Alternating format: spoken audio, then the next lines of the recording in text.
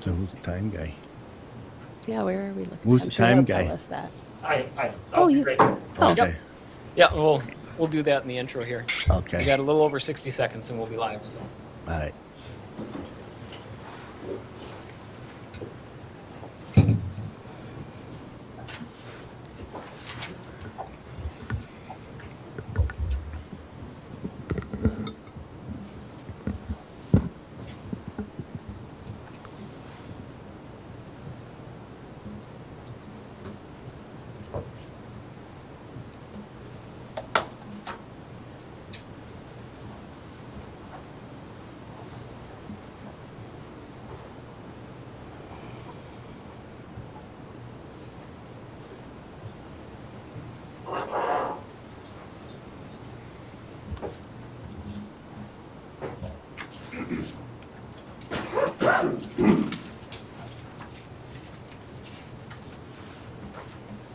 About 40 seconds.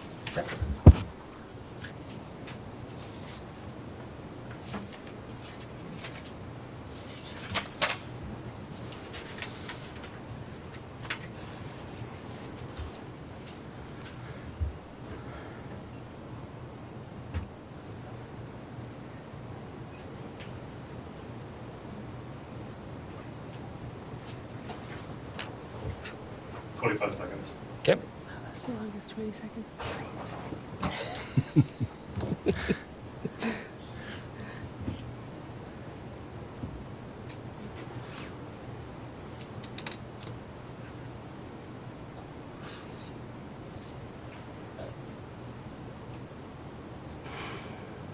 Ten seconds.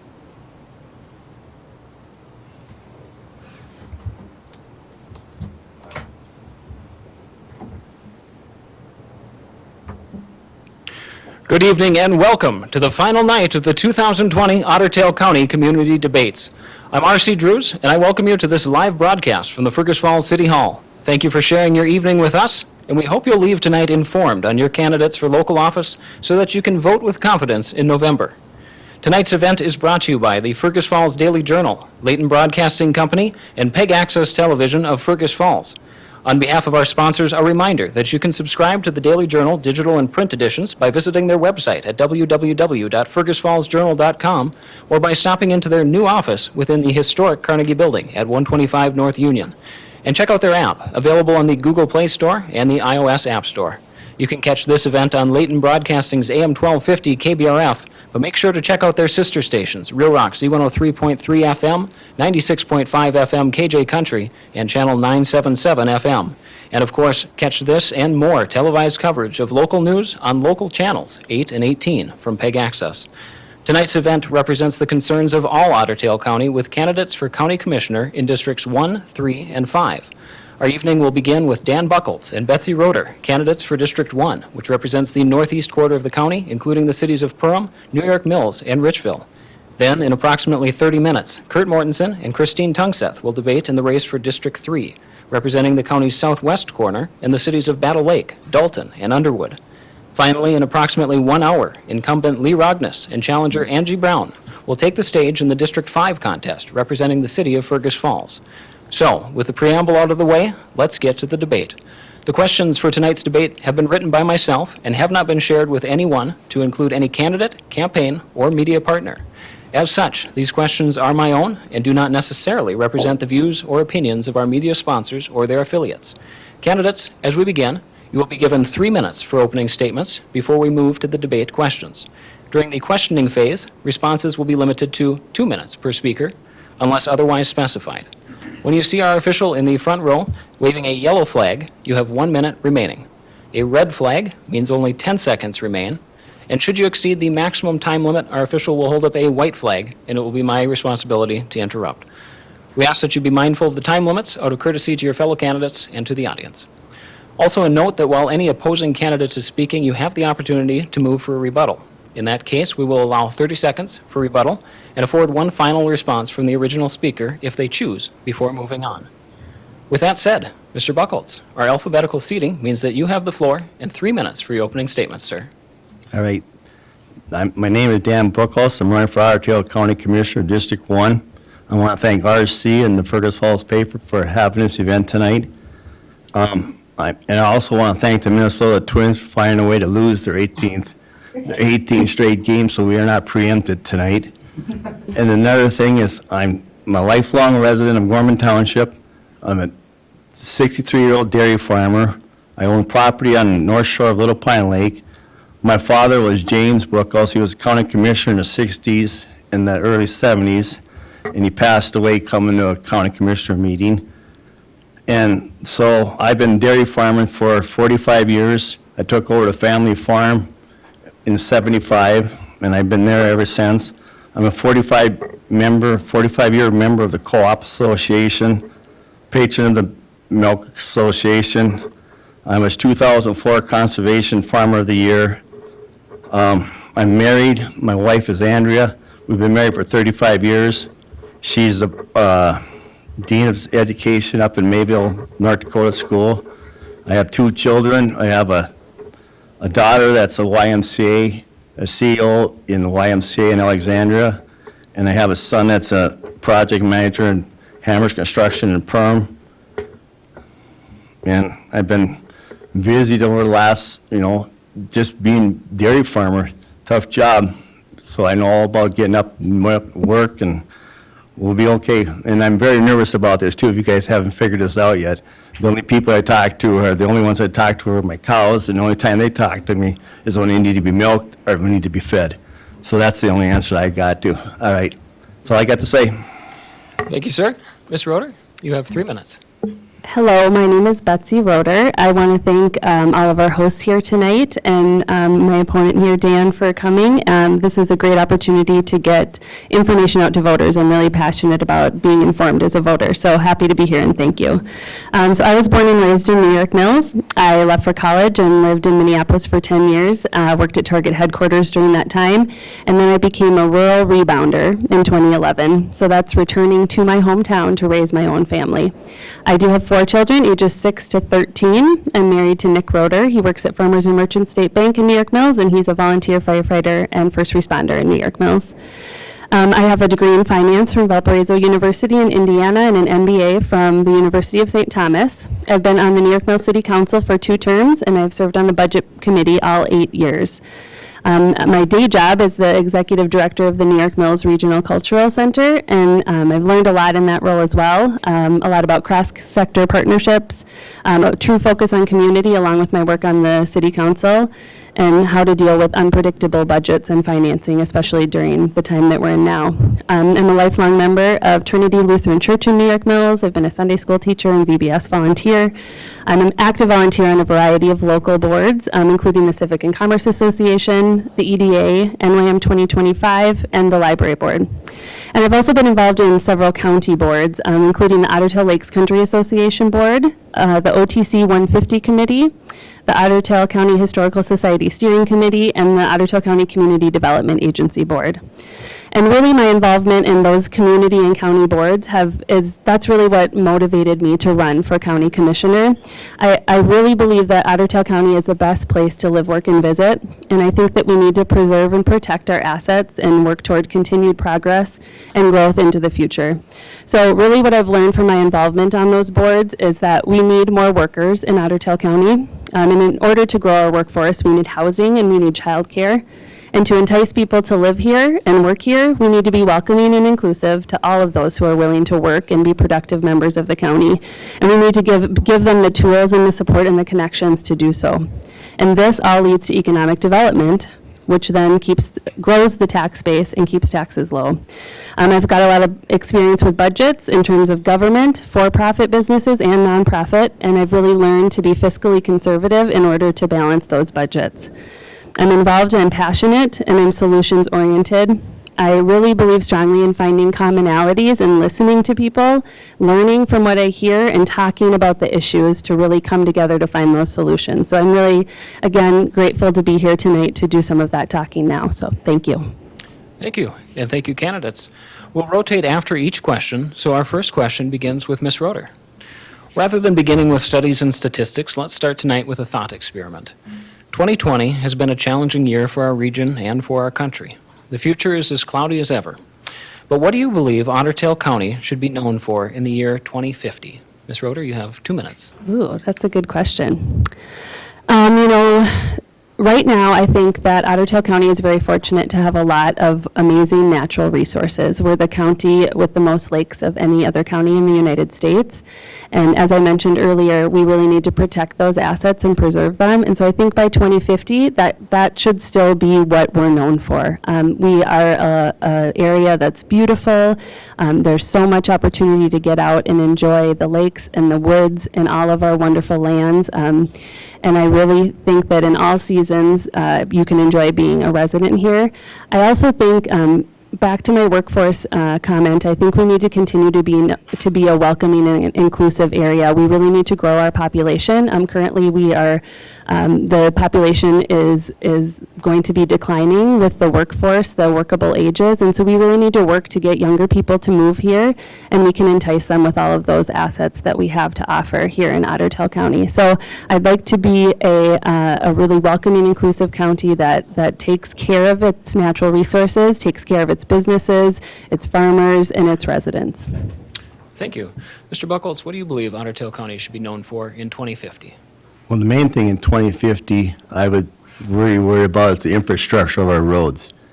Back in 1960, when my father was on the county commission, they were taking gravel roads and making them into tar roads, and they were just making them for 5-ton roads. And now with the progression of the agriculture, we got heavier trucks out there. Everybody's using them rougher and tougher, and we got to get that going in the right way in 2050.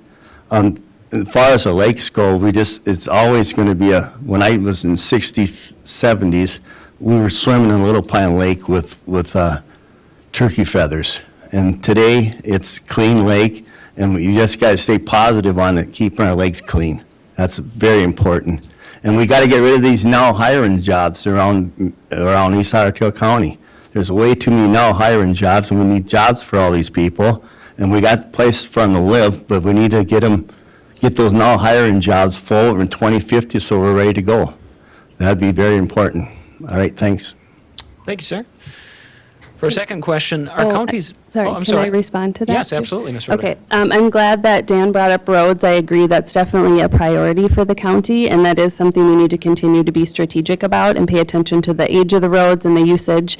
And also, I think it's important that in District 1, where we get equal access to the funding for roads. I think that that's something I hear a lot that needs to be addressed. So thank you, Dan, for bringing that up.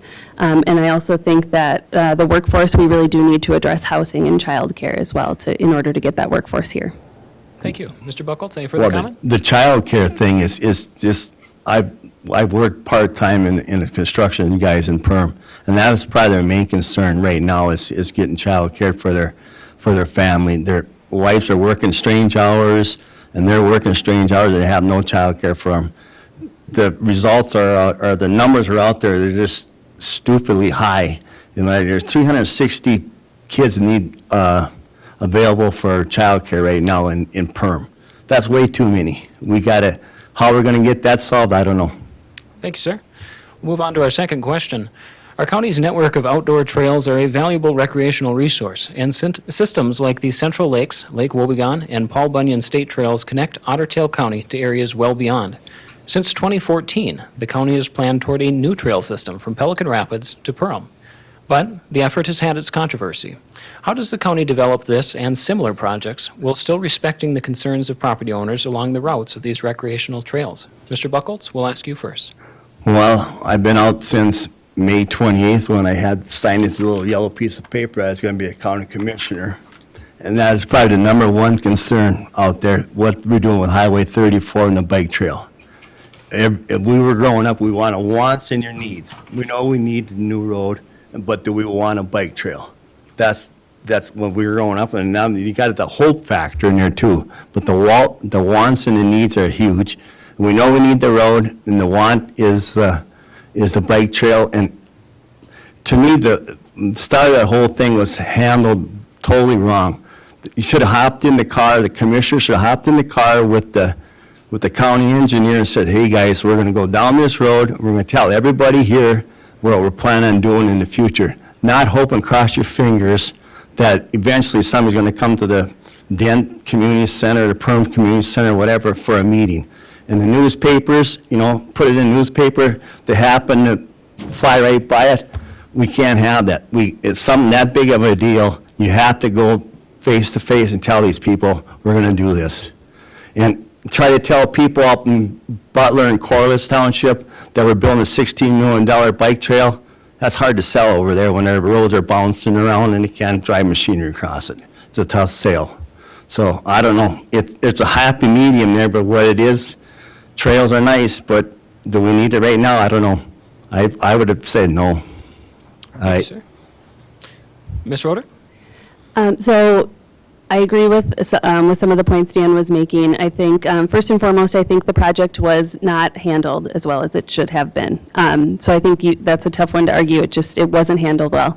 I agree. I think getting out and talking to property owners is absolutely necessary. The property owners that needed to have their land used need to be compensated for that. So that was not handled well at all. I also think transparency is really important. So getting out there and being open about what's happening and communicating is key.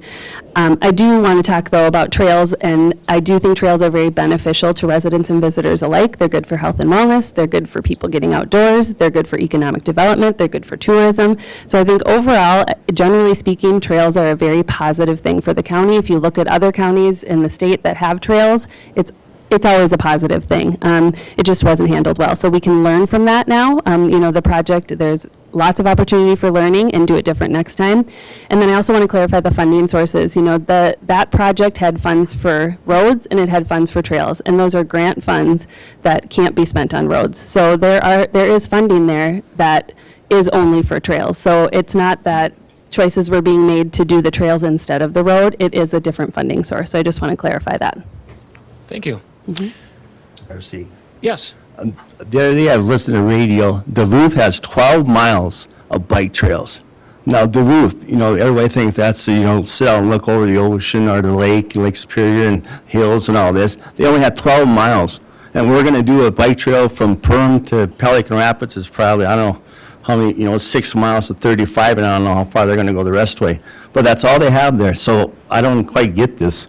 Bike trails are good. I agree with Betsy here, but you have to draw a limit or someplace. If we could just extend the road. Sorry, sir. I have to cut you off. Ms. Roeder, any further comment?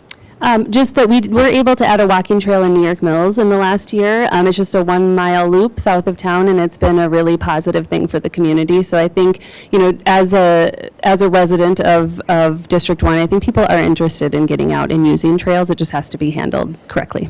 Sure. Thank you both. Otter Tail County has a history of division, and some old wounds remain. Even today, the county hosts both an East and West County Fair and features many other duplicated amenities between the East and West sides. But like our country, we have always been strongest when we work together. As a county commissioner, what role would you play in working toward greater collaboration amongst board members and ensuring all communities are represented and supported? Ms. Roeder, you have 2 minutes. This is a great question, and it's something I'm really passionate about. I think when it really comes down to it, we all have a lot more in common than we do that we have that divides us, and so that is something that I really focus on when getting out and talking to people. One of the things I've been doing during my campaign is getting out and talking to people through meet and greets. I have a Facebook page that I've been doing a lot of communicating virtually. I have gotten my phone number and email out, and I've really been hearing from a lot of people.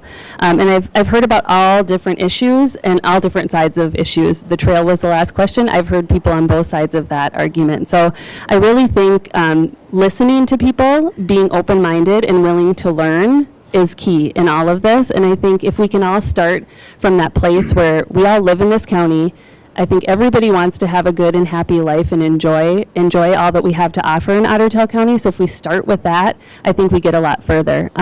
We can decide, there are certain things that we can agree to disagree on. I'm a big fan of civil discourse through the Cultural Center. We have the Great American Think-Off every year, and that's all about civil debate. And the idea is to really, truly listen to each other and try to find commonalities and reach points of agreement that will move us forward.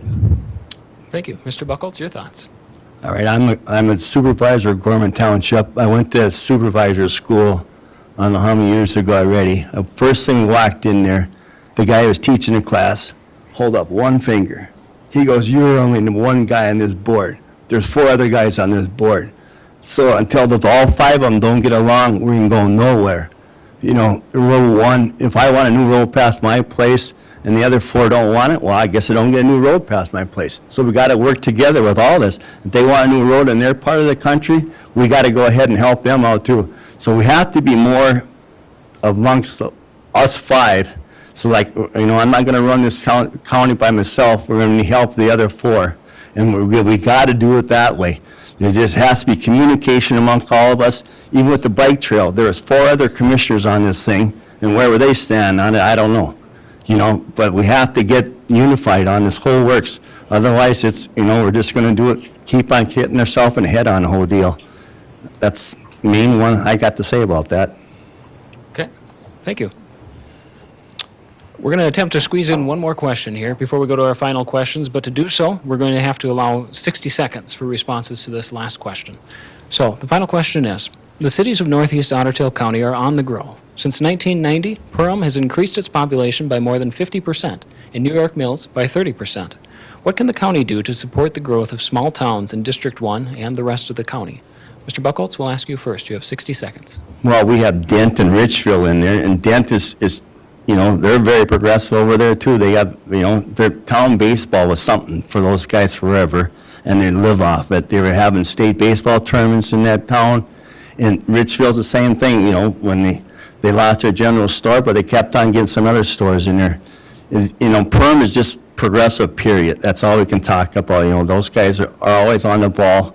They're one step seem to be ahead of everybody. They always want to get going. And it's a community effort there. There's no doubt about it. In the early 70s, we had some pretty big hitters there that saw this coming. You know, the Nelsons and the Topkins and whoever else. They saw this coming and they said, okay, we're going to keep this town going this way. And they sure did. And it hasn't stopped yet with all the industry and we have there. Thank you, sir. Ms. Roeder, you have 60 seconds. I agree. We're very fortunate to have wonderful communities in Otter Tail County and particularly in District 1, and I think very unique communities as well.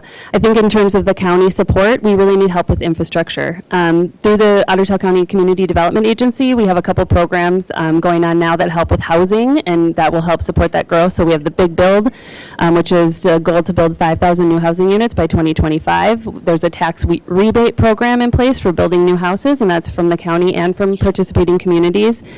We built a new child care facility in New York Mills, and to have continued county support on additional facilities like that throughout District 1 and the county, I think would be really helpful, as well as broadband access and support of education. These are all things that we need to continue to be able to grow our communities, and the things that the county can continue to support us on. I also have roads written down, of course, equality. We need to have access to those funds for the entire county. Thank you. Our final questions are a little different. Excuse me. The next questions will be for each candidate individually and will focus on their campaign in particular. I want to emphasize the intention of these questions is for the candidates to demonstrate their strengths despite challenges. The time limit will remain the same, though there will be no option for rebuttal, and we will reset the order of questioning. So we'll begin with Mr. Buchholz. Mr. Buchholz, 2 months ago, you were one of but 2 candidates to survive a heavily contested primary. Still, your campaign came in second, with the gap between yourself and your opponent at roughly 100 votes. So what have you done, and what will you do in the next month to raise your campaign's awareness to ensure a first-place finish in November? You have 2 minutes, sir.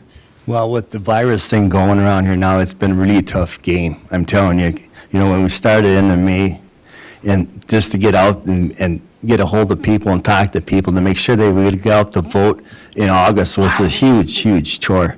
And everybody asked me, how come there's so many people running for county commissioners, 6 of us?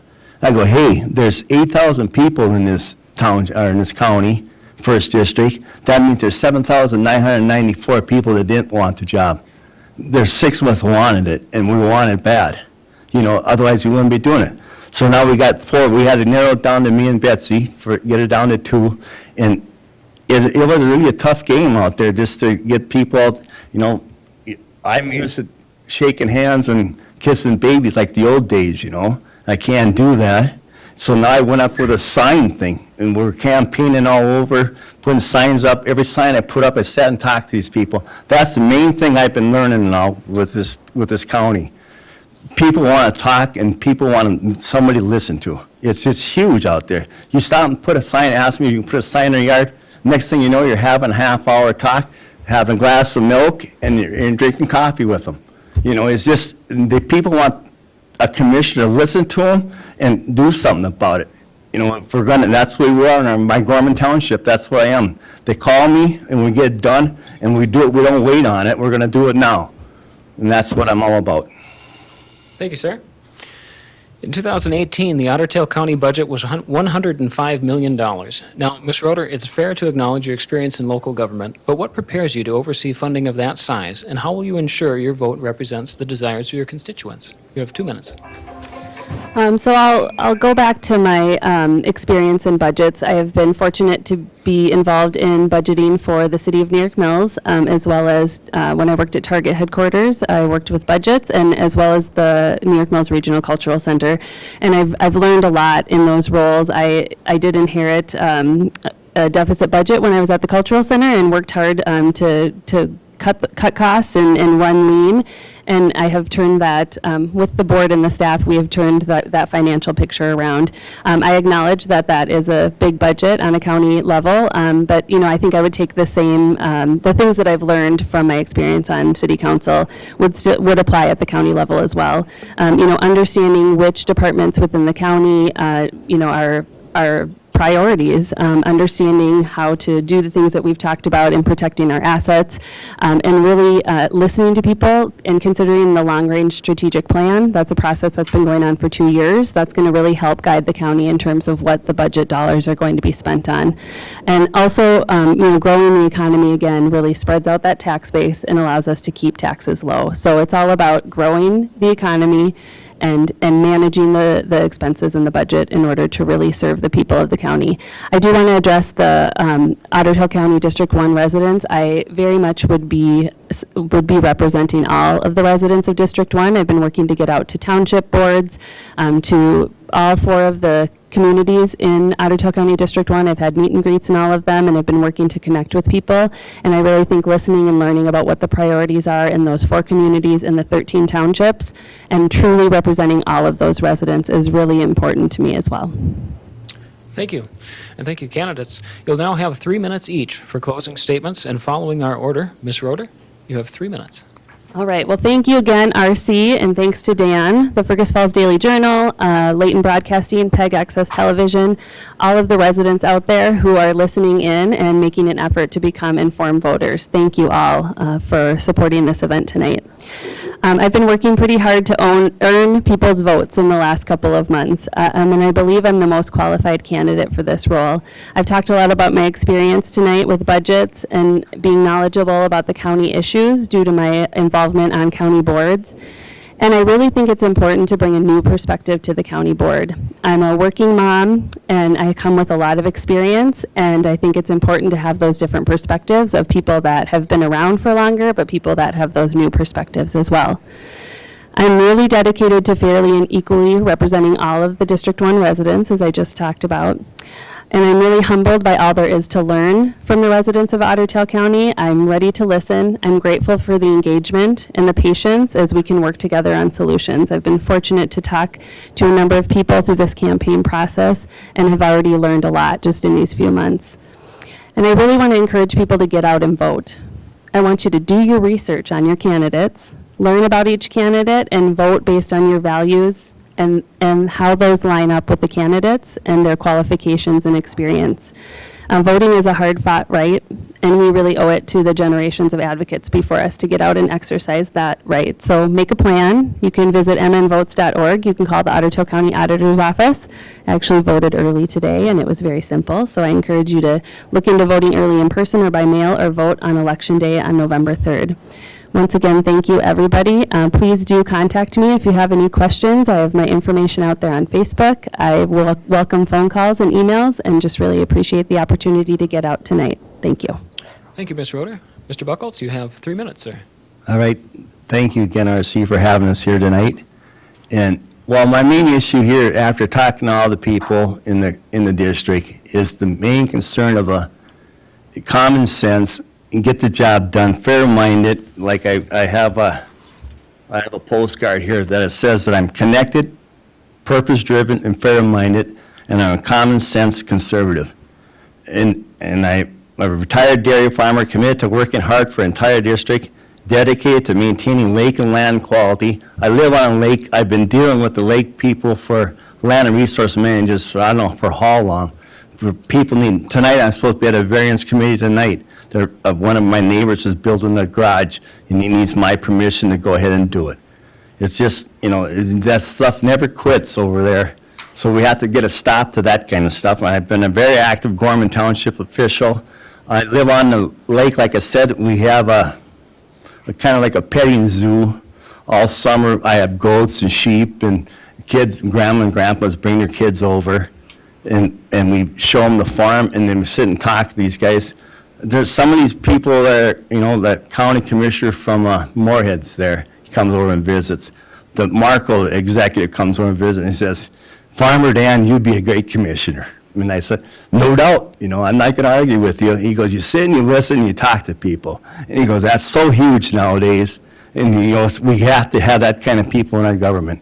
And I'm a hard-working guy. I got plenty of time to do it. I was thinking about running for commissioner when I was 50 years old, 23 years ago. But my kids are growing up, and that time you don't get back.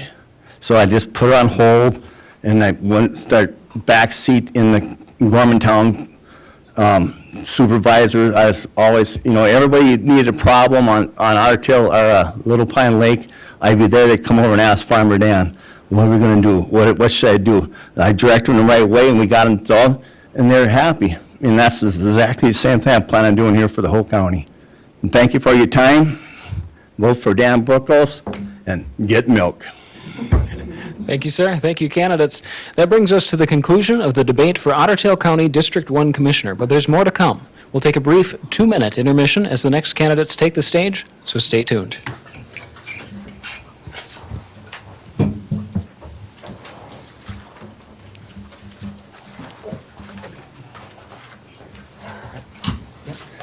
Should I keep that?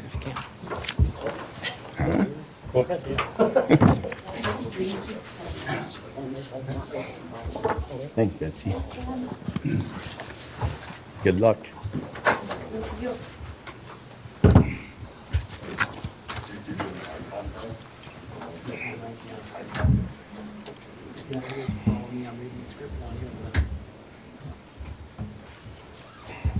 You want my milk, do you? Huh? You're thinking about it?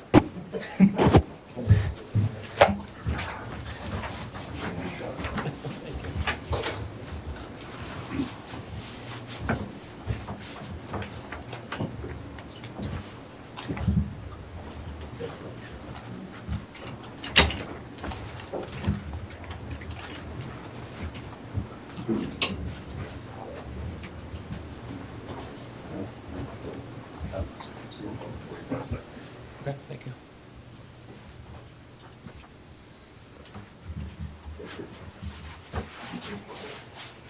You're not blowing the mic out for this thing? You're not blowing it out for this thing?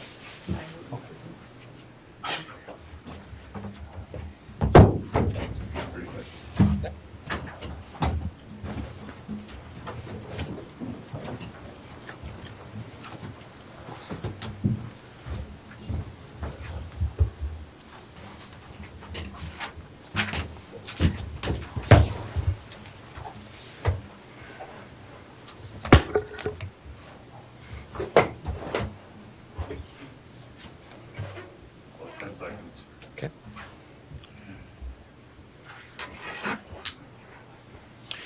Welcome back to the final night of the 2020 Otter Tail County Community Debates. In the last 30 minutes, we witnessed Dan Buckles and Betsy Roeder in the race for Otter Tail County Commissioner District 1. Now we turn to Kurt Mortensen and Christine Tungseth in the race for Otter Tail County Commissioner District 3. Candidates, as the rules for this debate remain unchanged, we'll waste no time getting started. Once again, we ask that you please be mindful of the time limits out of courtesy to your fellow candidates and to the audience. With that said, Mr. Mortensen, you have 3 minutes on the clock for your opening remarks. Thank you. Kurt Mortensen, and thank you to the Fergus Falls Journal, Leighton Broadcasting, PEG Access, and KBRF for arranging for this forum here tonight. Thank you for the City of Fergus Falls for hosting this event, and thank you to Ms. Tungseth for participating here tonight. My wife Heidi and I live in rural Underwood in Torrential Township. We have 2 adult children. Our son is an engineer. He and his wife have 2 young children, and they live in the Fergus Falls area. Our daughter is an RN at a hospital in Fargo. My wife and I are blessed to have family near, but also to live in a county such as Ottertail County. To live in the county with the most lakes of any county in the entire nation is truly a blessing. I have the unique experience of growing up my entire life in District 3, except for my years in college. I graduated from Underwood High School, went on to the Fergus Falls Community College, then went on to Moorhead State University, and later graduated from the University of Minnesota Law School. After law school, my wife and I needed to decide what we were going to do next. Having both of us been from this area and grew up in this area, we desired to move back to this area and live on a family farm that was homesteaded by my great-grandfather in the 1800s. That opportunity came when I started working for 3 district court judges in Ottertail County. A short time later, I accepted a position in the Ottertail County Attorney's Office as an assistant Ottertail County attorney, where I worked for over 28 years. During that time, I was involved both in criminal and civil areas of law. At times, I advised the county board on legal issues. I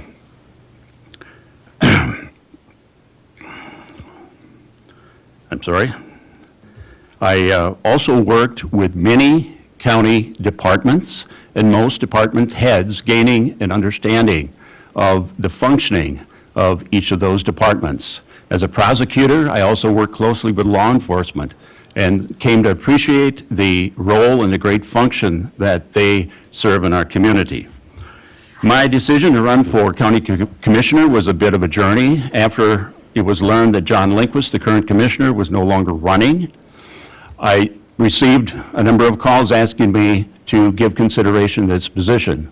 After receiving a good many calls and giving it strong consideration, I made a decision to run for county commissioner, and since I made that decision, I've never turned back. As commissioner, I will work hard to make informed and reasoned decisions in the best interests of the citizens of Ottertail County. In doing so, I will draw from my years of experience in the Ottertail County Attorney's Office in making decisions and applying values relevant to Ottertail County citizens. I respectfully ask you, sir. for your vote on November 3rd. Thank you, sir. Ms. Tungseth, you have 3 minutes. I would like to thank RC and PEG Access for hosting this debate, as well as the Daily Journal, KBRF Radio, and my opponent Kurt Mortensen, and the audience for tuning in. My name is Christine Tungseth, but most people call me Tina. My decision to run for Ottertail County Commissioner hasn't been a hasty one. It's one I've thought about for years due to my interest in county government. My husband Daryl and I would often discuss local, county, state, and national issues. We were concerned about the decline in integrity of government and the impact it would have on Christian and rural values for future generations. I remember Daryl encouraging me that when I got close to retirement from my position as a sergeant at the Ottertail County Correctional Facility, where I am still working full-time, so he encouraged me to run for county board, and I haven't forgotten those conversations. While an Ottertail County employee, I've been involved in committees such as the Ottertail County Labor Management Committee. Presently, I'm on the Insurance and Benefits Committee as well as the Wellness Committee, and I have been on those for years. In addition, I am the Law Enforcement Labor Union Steward for the Corrections Supervisory Group, so I'm familiar with negotiations. Previously, I earned a Bachelor of Science degree from the University of North Dakota in Business and Public Administration. Later, my husband Daryl and I ran a successful farming business for 38 years on his family farm of many generations in Ottertail County. We had dairy cattle for 22 years, so I'm very familiar with hard work. And then we took on beef and grain farming, so I'm familiar with land, water, and farming issues. Daryl also served on the Fergus Falls School Board for 9 years, which he loved doing until he died in 2017. This last year, when John Lindquist announced he was retiring, I was asked by several friends if I thought about running for District 3 Commissioner. I prayed about it, and I know that God opens and closes doors, but in order to get the answer, you need to walk through it. So I did. Thank you. Our first question, we'll rotate the order again so that we'll begin with Ms. Tungseth. We'll start with the environment. Minnesota is the land of 10,000 lakes, and more than 1,000 of those are located in Otter Tail County. What role should the county play in preserving these natural resources, and what ideas do you have for improving our lakes, rivers, and streams? And Ms. Tungseth, I'll ask you to just pull your mic just a little closer to you so the audience can hear you well. Perfect, thank you. You have 2 minutes. I've been going door to door, and I've been talking to a lot of people. And one of the things I'm finding out from farmers and also from people that live on the lakes is that we have some big water issues. I know that it has gone to the one watershed and one plan, but I think that this needs to be developed further. There are many issues, and so this is something that I've been reading and looking into. And we need to be listening to our communities, and we need to look at more of a comprehensive plan. But I think this is just in the infant stages right now. Thank you. Mr. Mortensen, you have 2 minutes. Thank you. I certainly agree that the lakes in Otter Tail County are one of our most significant assets that we have. Because of that, we need to take steps, reasonable steps, to protect those lakes. We have a Land and Resource Office in our county, which serves part of that purpose, which enforces reasonable regulations to ensure that setbacks from lakes are followed and that erosion into lakes is limited. And we have to continue that effort. Also, invasive species is something that the county has to continue. That task force has to continue doing its work to educate the population on what can be done safely with watercraft going in and out of lakes to prevent the spread of the different types of invasive species that can happen. Also, the county is taking steps on a strategic long-term plan that looks at the attributes of the county and looks at what needs to be done to protect these assets. And I've had the opportunity to be a part of that committee for over a 2-year process. And certainly the lakes of Otter Tail County is a priority in reviewing the values that that we need to consider in protecting our county and keeping it as it is. It's crucial to tourism, and now we have bike trails that can further expand the interest of our lakes out into the community. Thank you, sir. For our second question, District 3 represents a number of small towns with populations under 1,000 citizens. Cities like Underwood, Dalton, Rothsay. Public improvement and infrastructure projects can be challenging with a smaller tax base.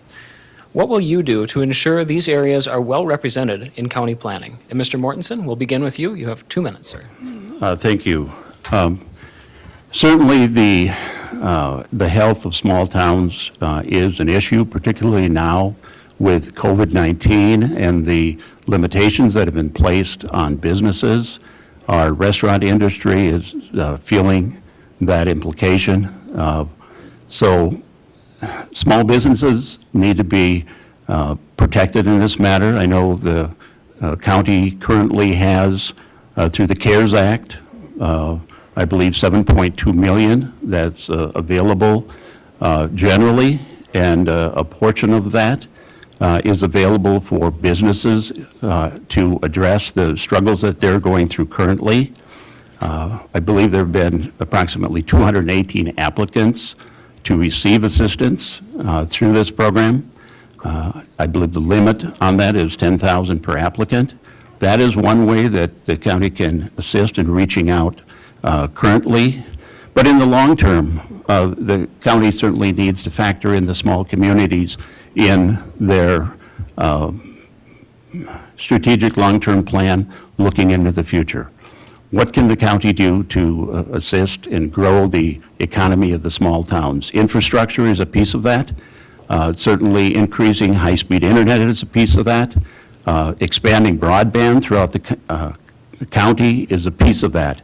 All that can allow for both industry and business to expand in the small communities and also in the rural areas. We see a lot of remote working from home as a result. Businesses have learned that they don't need all the bricks and mortar. What can the county do to assist that becoming a reality? Thank you, sir. Ms. Tungseth, you have 2 minutes. Basically, I agree with what Kurt was saying regarding broadband. That's such a critical thing that we need to get, going in the county. And there is the CARES funding. I know that the county has put up hotspots different places, and the school has also given school children hotspots. But we need to do more. Due to all the unrest in some of the bigger cities, we are seeing the opportunity to have some people from the cities move our direction and work remotely. And if we have broadband, this can expand our economic base and also potentially lead to some permanent residence, not only for people coming to their lake homes, but also people building new residences. And in addition, I'd also thought in terms of some of these smaller towns, if they have any kind of retail going on, we should encourage them to also venture into the online marketing. And if we have broadband in place, that would be something available to them. Thank you. Farmers have been hit hard in recent years, and the COVID pandemic has added insult to injury. All of us depend on the success of local farmers to put food on our tables. With crop prices down and unemployment up, what role would you play in ensuring the success of Otter Tail County agriculture? And Ms. Tungseth, we'll ask you first. Well, I think I've talked to some of my neighbors, and that is definitely a concern as far as what we can do to help them, particularly if they're trying to move things on so that their children can take over the farm. Equipment is so expensive. If we can work toward possibly some loan assistance so that some of the younger farmers can get going. As far as, as far as with these young farmers, giving them as much support as we can, probably financially, would be what we could do. Thank you. Mr. Mortensen, you have 2 minutes. Thank you. Infrastructure is key to the agricultural community.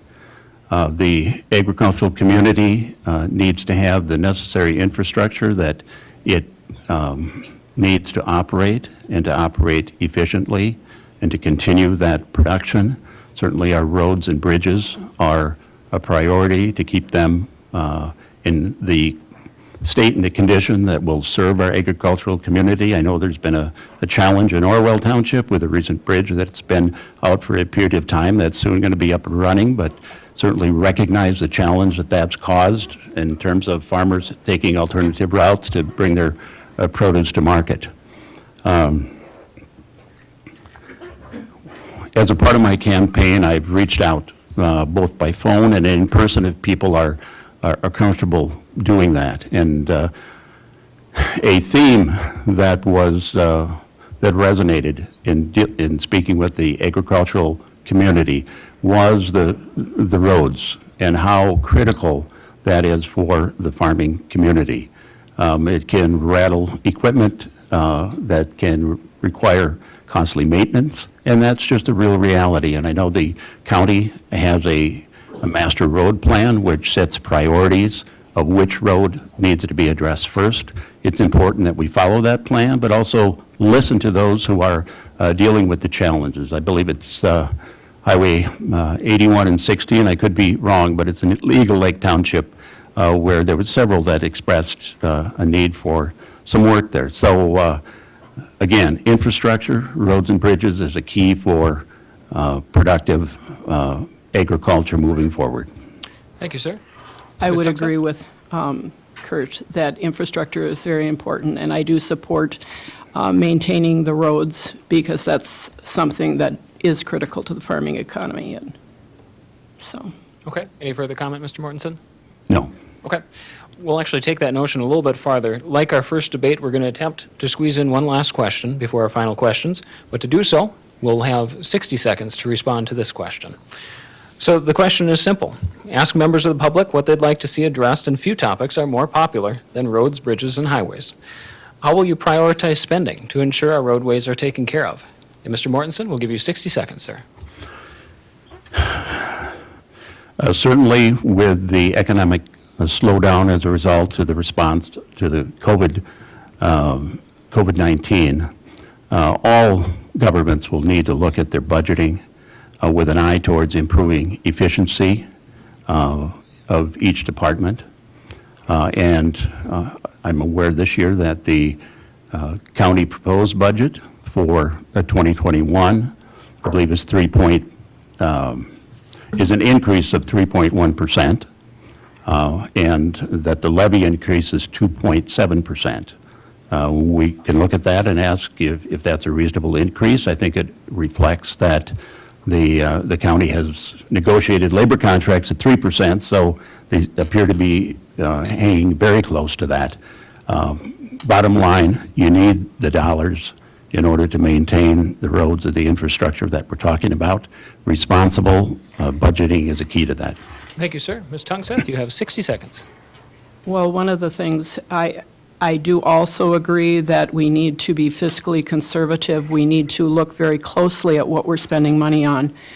We talked earlier, or the previous candidates talked about the trail. Well, that trail is looking at $6 to $7 million. There were grants, but there was also, I believe, taxpayer match, which I think they would have to levy for.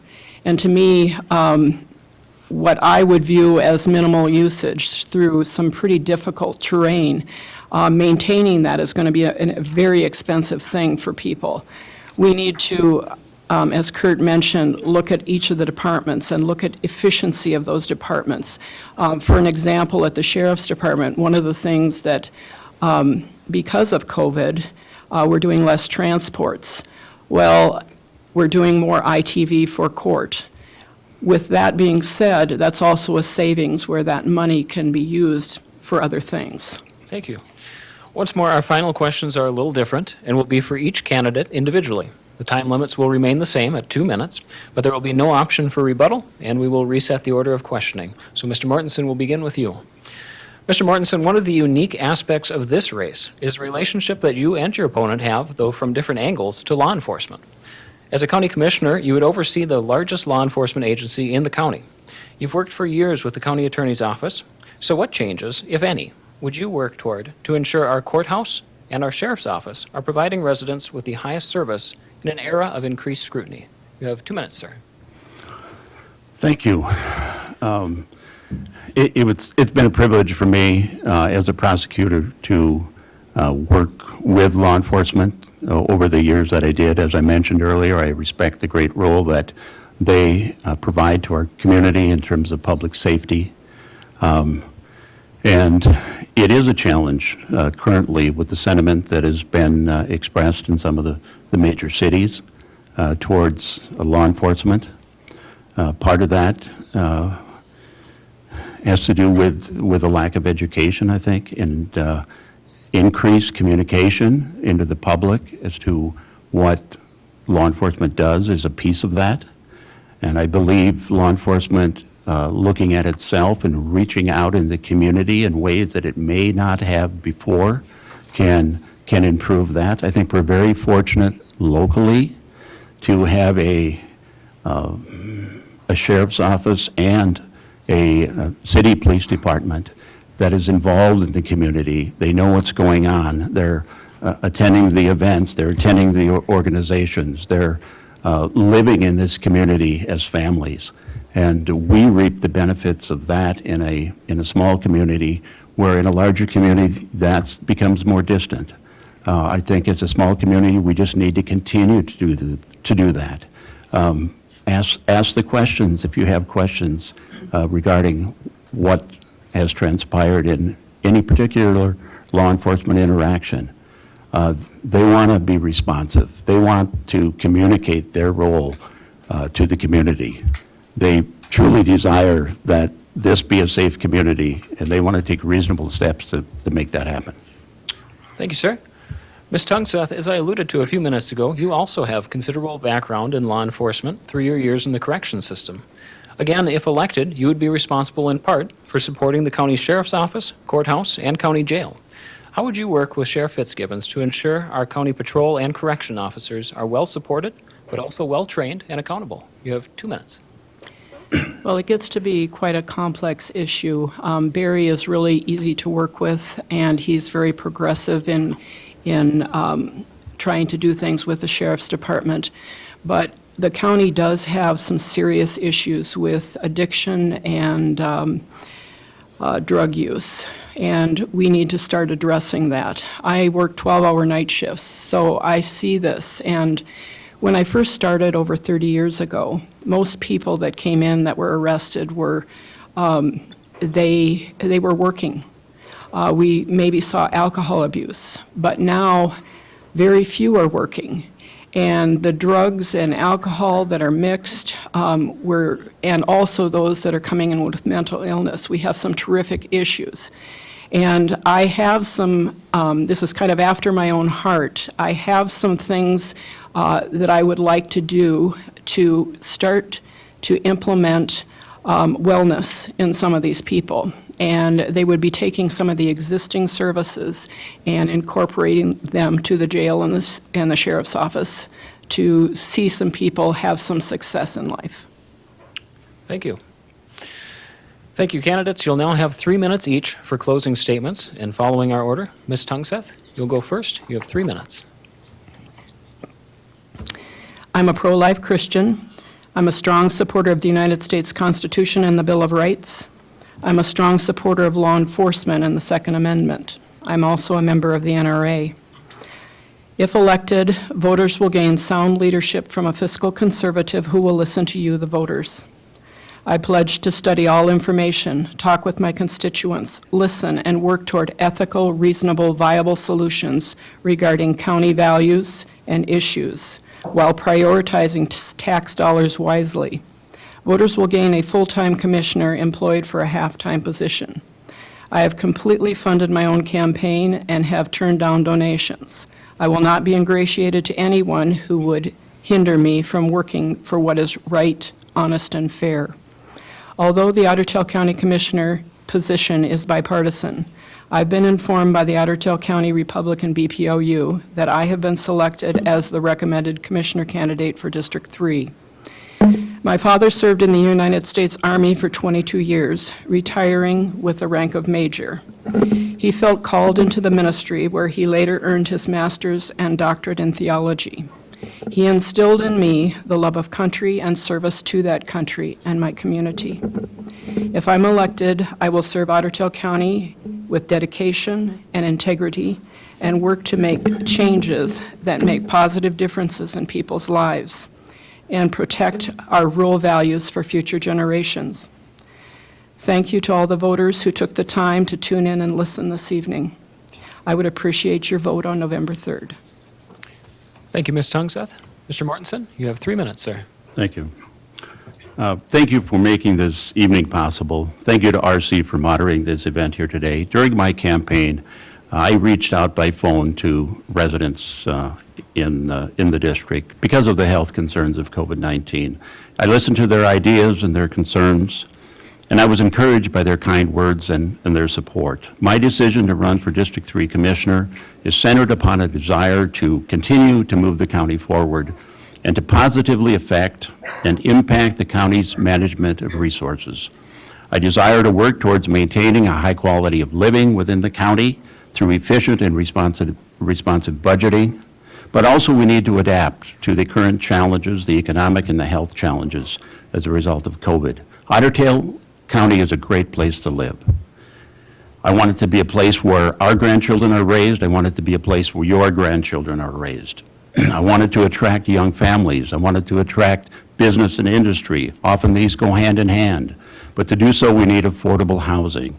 We need quality daycare. We need to continue our high standards of education. To support business and industry, we need workers and the necessary infrastructure for those businesses. We need to maintain our roads. We need to maintain our bridges. Continue expansion of high-speed internet and broadband throughout the county. We need to offer options for active living for families of all ages, and certainly our lakes and our trails and our parks are a piece of that. However, we need to encourage growth in a manner that's consistent and compatible with our agricultural community. We need to provide them the infrastructure they need to operate productively. With the tight margins today, that certainly can be a challenge. But bottom line, we need to plan, and we need to plan taking all of these aspects into account. My service on the Long Range Strategic Plan Review Committee was an opportunity for me to offer input and to help define and change or have input to the direction of this county. The committee included stakeholders and citizens who were interested in the future of this county. It spanned over 2 years, and soon there will be a plan available for more public comment. I became involved in this even before I made a decision to run for county commissioner. I wanted to be involved as a resident so that I could have a part and some input in offering direction to the future planning of our county. I desire to continue in public service by serving the residents of District 3 and representing their interests on the county board. Therefore, I ask for your support on November 3. Lastly, I would like to thank Commissioner John Lindquist for his years of service on the board for all these years. However, his work is not quite done yet. Thank you. Thank you, sir. That brings us to the conclusion of the debate for Otter Tail County Commissioner District 3, but the District 5 race is coming up. We'll take a brief 2-minute intermission as the next candidates take the stage, so stay tuned.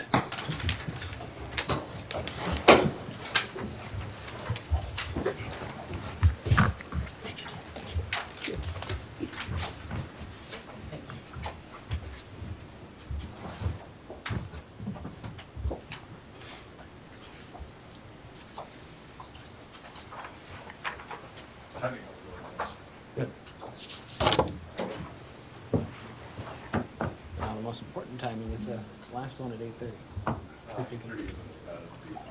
Okay.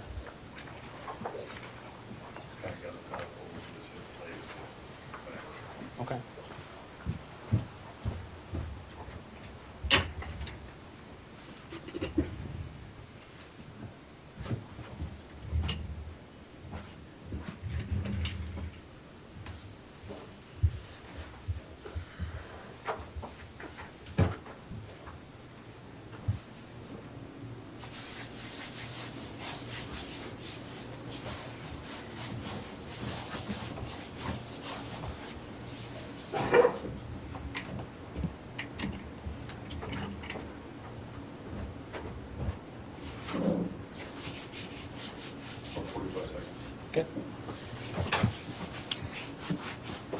Ms. Brown, Mr. Ogden, if you don't mind, take your seat.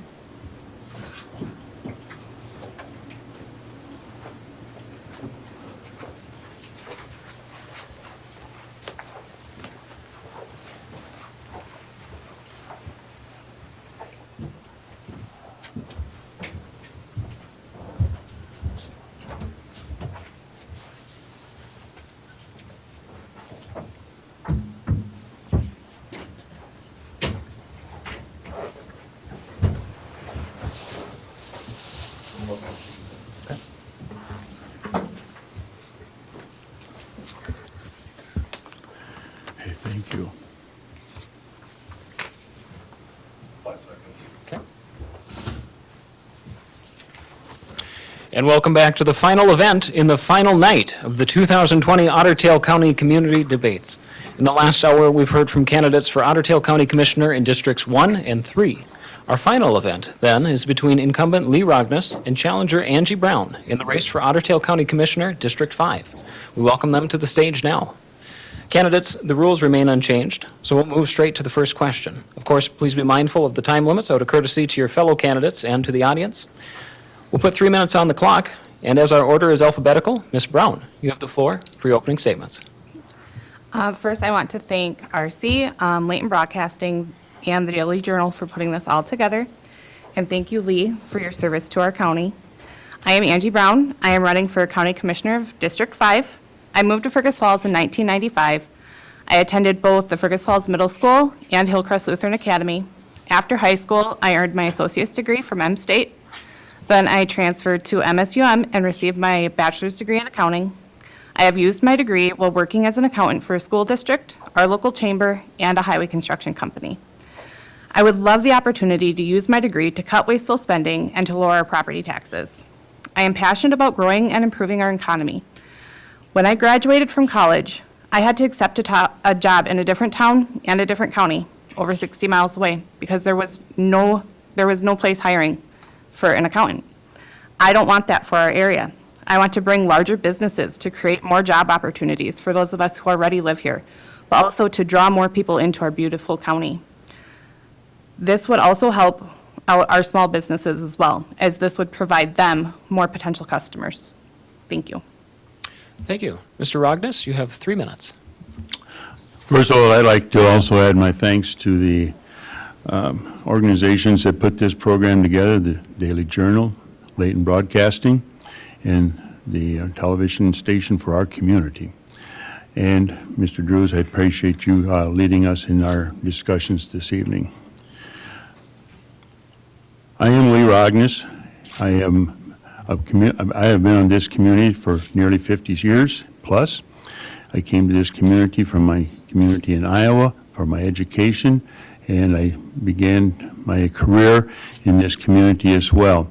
I've had a broad experience in this community, and I appreciate the place in which we have and call home. I am married. I have a wife and 3 adult daughters, and they also live nearby, and we enjoy them as a family as well. We also have 6 grandchildren, and we enjoy them as well. That gives you a perspective of our family life. I would also indicate that I'm an incumbent, so I would ask the question, how did we get here? And I did not have a county commissioner in my bucket list. It was not something that was on my list. I was busy in my business, and at the time that Mr. Bob Block was the county commissioner, he had been the superintendent of this community, and he was a commissioner. He had made the announcement that he was not going to rerun for his position that coming season of election. And I became part of a group in the community that was kind of wondering who would be the eligible person to take his place. And I was not involved in all those conversations until I found out that the community itself was asking who they might ask, and at that time I became that person. I did not take great interest in that, but I did study it, and I found out that there were some things about it that matched my personality and my style and my experiences.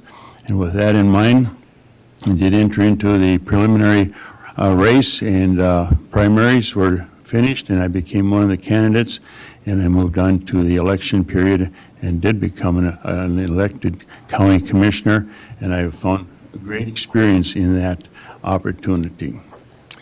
We'll cover some more of those probably in our questions, but that gives us a brief summary. I appreciate having our candidate with us tonight, Angie Brown, and I just met her tonight, and it's a great opportunity. Thank you for being with us. Thank you, candidates. We'll rotate the order after each question, so our first question begins with Mr. Rognus. 2 months ago, the League of Minnesota Cities distributed a press release warning of reduced local government aid funding, LGA, as a result of the state's projected $4.7 billion deficit for the 2022-2023 biennium. LGA is, of course, critical for the operations of cities in Ottertail County, and reduced funding will have consequences. If elected, how would you ensure the county board focuses its efforts on the projects of greatest impact in light of possible deficiencies at the state and municipal levels? Mr. Rognus, you have 2 minutes, sir. I believe the question that you proposed before us is one that we're going to continue to see, and that is cut funding. And I serve on the board of MICA. MICA is the Minnesota Inter-County Association, and we received the same word at that meeting that the funds for the state were being cut. The funding was being not where it used to be, and there was going to be some shortfalls, and we became aware of that. And as we became aware of that, we brought that same message back to our county, and during our budget preliminary work that just completed here a couple of weeks ago, we took that into consideration, that we would see a cut in that funding, and of course, we had to accordingly fit that into our budget, and so we have addressed it, and as we put the total budget together, that has been addressed, and we live in hope that we not be cut, but we live in the reality that it might happen. Thank you, sir. Ms. Brown, your thoughts? Could you repeat the question? Certainly. Ultimately, the question is regarding the state deficit that is projected for 2022 to 2023 and the effect that that will have on LGA funding for small cities. So, if elected, how would you ensure that the county board focuses its efforts on the projects of greatest impact in light of those possible deficiencies at state and municipal levels? You have 2 minutes. Well, first, I think we would definitely need to talk to the people. We would need to see what they feel is important for funding. Also, the bike trail, probably not something that, we should be throwing a whole bunch of money at right now when we're low on funds. And then also, you have to make adjustments. Otherwise, our property taxes are already continuously going up and up and up. And that's not what people want. They want it to decrease. So we need to make sure that we are being, conservative with our spending, cutting wasteful spending, so that way that can go down, because we don't want to see that increase yet again next year just because they need to cover the spending they want to do. So. Sure. Thank you. Mr. Rognes? I would just point out that the bike trails and the LEG monies probably are not the same dollars that we would spend. The grant monies that are used for the trails, and the LGAs are for operation of the county's operations. And that is the function of the county board, is to be the agent for the state of Minnesota and to carry on the business that the state expects to happen in this county. So that's our responsibility, and those monies probably would not be so much mixed. Thank you. Ms. Brown? I do, I know that part of the bike trail was grants, but it was matching grants, so that is also at taxpayer expense. So that's all. Okay, thank you.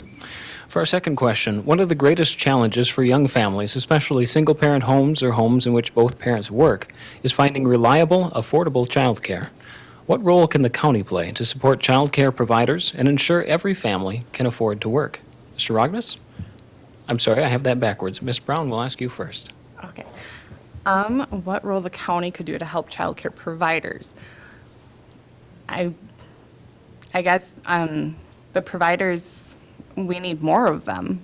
I guess I've never been a childcare provider, so I'm not exactly sure if there's difficulties in obtaining that license. But you definitely still need to make sure that they are qualified. So we need to kind of push that, hey, we want you to do this. Let's make this good for you. But at the same time, they are watching your child. So you need to do your due diligence to make sure that they are going to care for your child and not put your child in harm's way. Thank you. Mr. Rognes, you have 2 minutes. Thank you. Child safety is paramount in any of these situations, and what the county can do would probably be what the county has been able to do, and that is we have sought opportunities to work with the communities of Battle Lake. Battle Lake has a nice child care facility. Otter County was involved in it through various organizations of the county. And also, we heard tonight about New York Mills has a new facility. And also, we have a task force that looks at the economic development in our communities, and that is part of the consideration is child care. And child care is very much a need throughout our county and for our young families. We also are looking at the model that is used. The model of the past possibly and still is being used is to do it in your home. And we're looking at models that have taken some of the restrictions that would have to be done to be in a home and put them into a new environment where they can share spaces and provide care for the individual children, but done by a care provider that's licensed and meets all the qualifications and the regulations that are necessary for a child care facility. Thank you, sir. For our third question, District 5 is unique in Otter Tail County in that it is made up only of the city of Fergus Falls. But while the commissioner of this district represents this one city, they also represent the county as a whole. So, if elected, how will you reach out to constituents throughout all 5 districts to best represent the county's needs in its entirety? And Mr. Rognus, we'll begin with you. Thank you for the question, because that is an issue that I'm very aware of. The state of Minnesota says that there will be 5 county commissioners in each county, and they will be elected by a district that is of equal population, and that's why we, as you just pointed out, District 5 is basically a good share of the city of Fergus Falls with a couple slices on the side missing and are in part of other districts. I've made it my point to stay in constant contact with the city of Fergus Falls, who is my particular district home base. But also, I do take and frequently get phone calls from other parts of the county, because we make it well known that we are a county commissioner, not a district commissioner. And there's a big difference in that. And so I represent the county of Otter Tail, elected by a district, and that is the important issues of concern that we represent all, because that is how the state of Minnesota is asking us to perform in our responsibilities as a county commissioner. Thank you, sir. Ms. Brown.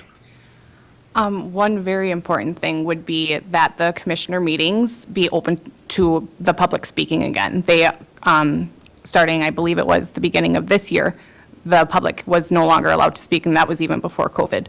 So that's extremely important. If you're going to hear from the public, they need to be able to talk. But also, I am available to talk to anybody who wants to talk to me. Phone number, email, Facebook. I'm on Facebook, Instagram, whatever. I'm open to talk to everybody. But it is extremely important that the people be able to express their, feelings on things, and they can't do that as well if they're not allowed to do that at the commissioner meetings. Thank you. Mr. Rognus?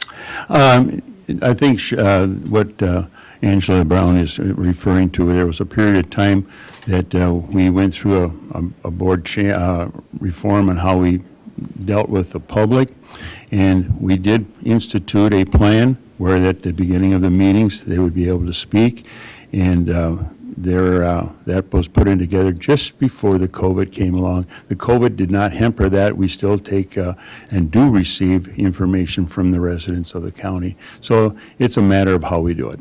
Thank you, sir. Ms. Brown? With that meeting, though, the commissioners didn't have to even respond or acknowledge the people that are talking, and it doesn't even need to then be addressed in the meeting. So I do feel that it is important for the people to be able to talk in the meeting. But also, the people aren't even being able to stay really informed very well unless they can go to the meetings. With the taking down the YouTube videos, as soon as the meeting's done, people can't even stay informed of what's going on unless they can make it to the meetings. And that's not okay. Thank you both. It was news last month when Otter Tail Power announced a new, nearly 50-megawatt solar farm on their existing and soon retired Hoot Lake coal plant location. A renewable energy development of this size is uncommon for the county, and the sub-50-megawatt output means the plant does not fall under the Minnesota Public Utility Commission guidelines, leaving the city, townships, and county to ensure that the environment and neighboring homes are given proper consideration. How important is renewable energy to the future of Otter Tail County? And how will you ensure, if elected, that projects like this and those in the future are handled in the correct manner? Ms. Brown, we'll ask you first. Could you repeat just the last bit of that? I'm so sorry. Certainly. So the question is about renewable energy projects. Yes. And in the case of a project like this that does not fall to state scrutiny with the Minnesota Public Utilities Commission and is thus in the hands of townships, the city, and the Otter Tail County Board of Commissioners, how would you, as a commissioner, ensure that projects like this and those in the future are handled in the correct manner? I would leave it up to the experts. I'm not an expert in that area, and I'm not going to pretend to be. But, if things do seem to be going wrong or not appropriately, then definitely we would need to address that. But I'm not an expert in that area, and I would hope that the people that are doing it are. So I would leave it up to the experts, but thank you. Thank you. Mr. Rognus? Yeah, thank you. That's a tremendous announcement for our community. Renewable energy is not only enjoyed by our local community, but it's enjoyed by the patrons of Otter Tail Power in this situation, and we're going to see additional renewable energies throughout our country. In this particular case, you state that it'll be controlled by the city, townships, and the county. In this issue, I think the city of Fergus Falls will take the lead on it. It's the unit of government that will manage it. There will be requirements as to environmental impact studies and so forth that will be part of this. There will be a conditional use permit requirement, undoubtedly, and there will be a process of how this will be put into place, which will give the opportunity to the public to make comment, to speak to the issue, and as well to have a good project and a good project for the replacement of the tax base that it was going to be replaced by the Hoot Lake plant closing. This will be a good project for our community and for the nation as well. Thank you, sir. Again, our final questions are a little different and will be for each candidate individually. I suspect that you all know the drill by now. The time limits will remain the same at 2 minutes, though there will be no option for rebuttal, and we will reset the order of questioning. So we'll begin with Ms. Brown. Ms. Brown, you've run your campaign on providing a voice for Fergus Falls in the county. You've argued for more responsible spending and new business growth. You've said that our county needs, quote, fresh blood and new ideas.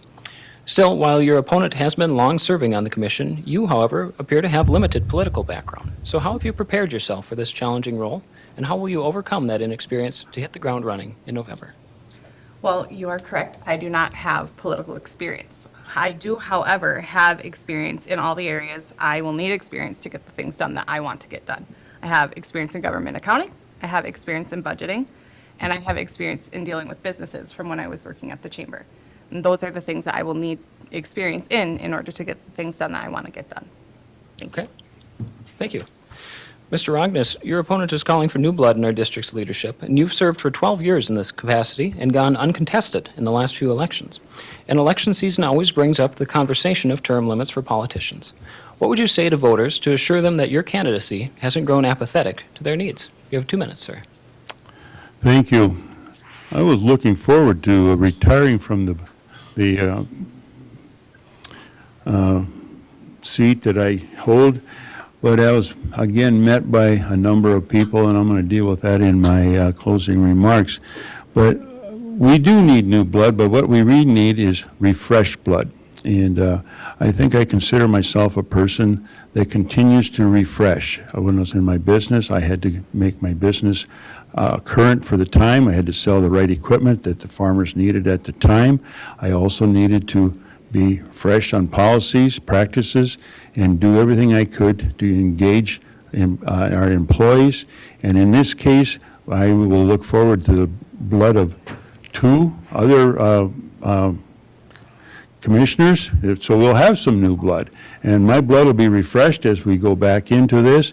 This has been a good process to go through a re-election. I was asked to rerun, and we'll talk about that, but I feel that we can come to this and we can look for fresh ideas, because I look at my first years on the commission and I look at the years most previous. We do not operate the same. We're constantly renewing ourselves, and if we do not renew ourselves individually, we will be stale and old and very traditional. Thank you, sir. We actually have a couple of minutes to spare with this debate, so we're going to squeak in one extra question. And it's going to be a simple question. The question is this: in your opinion, what defines a leader? And Ms. Brown, we'll ask you first. You have 2 minutes. A leader is someone who can admit when they're wrong and take direction from those under them if things aren't going right, but can also stand up and say, okay, this is what needs to get done. This is what we have to do. We've got to do it. It's pretty simple. I mean, you've got to be kind and compassionate, but you've also got to be kind of dominant at the same time. Thank you. Mr. Rognus, you have 2 minutes. What defines a leader? I will not use 2 minutes. I'll define a leader as the person that climbs the tallest tree, sees what's ahead, and hollers to the team below, this way. Thank you, sir. Well, thank you, candidates. You'll now have 3 minutes each for your closing statements, and following our order, Mr. Rognus, we'll have you go first. You have 3 minutes, sir. Thank you. First of all, again, our thanks and appreciation to the organizers of our meeting tonight and for the opportunity to meet with Angela Brown and to discuss very briefly what is all happening in Otter Tail County. I mentioned just a moment ago that I thought that I would not be running again this year, and to my dismay, soon, long before the refiling was necessary, I started to see some people that came to me. I meet with people frequently, and there was tremendous concern that I would not run this coming election period. And I thought, well, that's just in passing. But they continued to speak to that issue. They talked about my experience level as being broad, probably as broad experience as any of our county commissioners. I come from an agricultural background. I come from a business background. I work with nonprofits. I'm on the board of directors for nursing homes and care facilities. I serve on a number of commissions for the county. I'm on the Community Development Association. I'm on the Housing and Redevelopment Association. And there's a lot of other organizations that I'm on because of my interest in caring for people, caring for the processes. And I appreciate the fact that this is a nonpartisan organization, that we do not have to declare our political positions, and that gives us the opportunity to sit down and get to business. We don't experience any gridlock. We don't experience any differences because of our party. And we're able to move forward and address the issues that come before the board. I told the people that I worked with when I first was elected, they asked me what my ambitions were. And I said, I really don't have any ambitions. I'm going to go to the meetings, listen to the facts, examine it, ask the experts in our organization for the information they would need, and I would make a decision.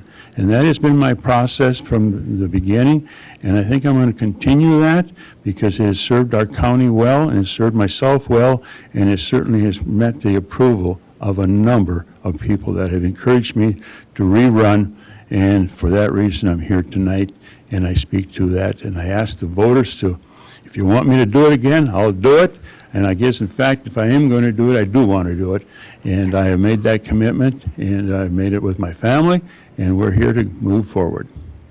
Thank you, sir. Ms. Brown, you have 3 minutes for your final remarks. So again, I want to thank you, RC, and the Daily Journal, PEG Access, and Leighton Broadcasting. Again, thank you all for putting this together. Thank you again for Lee for doing this, having a little chat with me tonight. To the people of Fergus Falls, I want to be your voice. From 2014 to 2019, Otter Tail County had a business growth rate of just 2.1%. Douglas and Becker counties, they had business growth rates of 7.6% and 5.5% respectively. Our population growth rate since 2000 is only 2.7%, while Douglas, Becker, and several other counties of similar size have a population growth rate of 15 to 18%. Our property taxes have increased by 26% in just 5 years, and more regulations and ordinances are being put in place.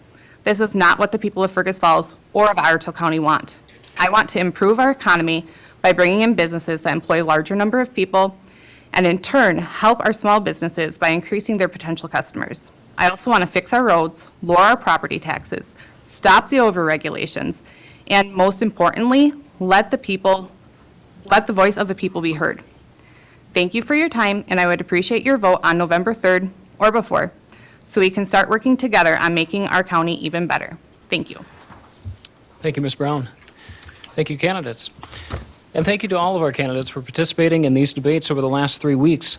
Ladies and gentlemen, that brings us to the conclusion of this evening's debates, the final part of this election year's events. A reminder that you can find recordings of tonight's debate and the prior debates for Fergus Falls City Council, Fergus Falls Mayor, Minnesota District 8 Senate, and Minnesota District 8A Representative on the podcast section of the AM 1250 KBRF website at www.kbrfradio.com, on the Fergus Falls Daily Journal Facebook page, on the PEG Access Television Fergus Falls YouTube channel, or rebroadcasted on local channels 8 and 18.